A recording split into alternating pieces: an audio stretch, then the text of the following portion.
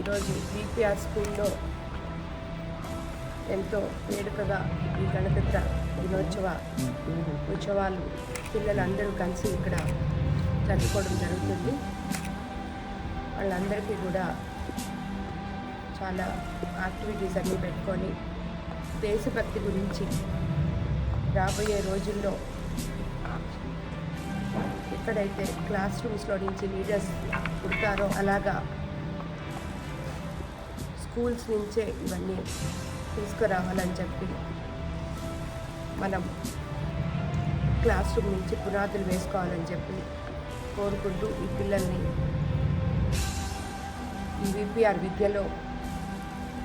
VPR గారి ఆశయాల మేరకు ప్రిన్సిపల్ గారు తీర్చిదిద్దుతున్నారు.